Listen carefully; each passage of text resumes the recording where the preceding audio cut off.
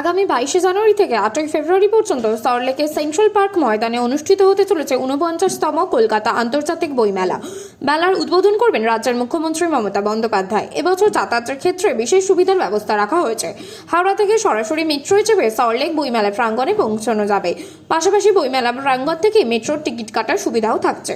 সোমবার আয়োজকদের তরফে জানানো হয়েছে প্রবীণ দর্শনার্থীদের জন্য হুইল চেয়ারের ব্যবস্থা রাখা হবে। এছাড়াও থাকছে মেডিকেল ডেস্ক, জরুরি পরিষেবার জন্য।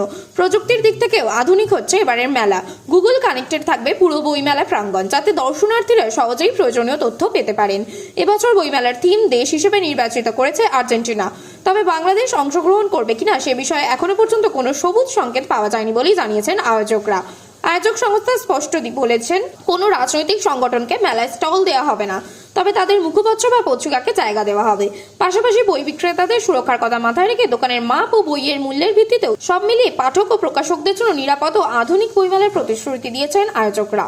আমাদের কোঅর্ডিনেশন মিটিং ছিল এখানে গিল্ড থেকে প্রদীপ বাবু আছেন, আর আমাদের ফায়ার থেকে ছিল বিএমসি থেকে কেএমডিএ, ইউডি ডিপার্টমেন্ট আর ইলেকট্রিসিটি ডিপার্টমেন্ট, আর বাকি যারা স্টেক হোল্ডার আছে সবাই এখানে আজকে উপস্থিত ছিল।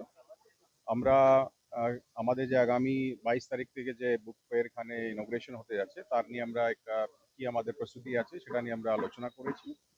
আর যে পয়েন্টসগুলো যে আমাদের থাকে গত বছর যেভাবে আমরা করেছি ওভাবেই আমরা পয়েন্টসগুলো ডিসকাস করেছি। আর সবার কি মত আছে এটা নিয়ে, কে কোন এজেন্সি কতটা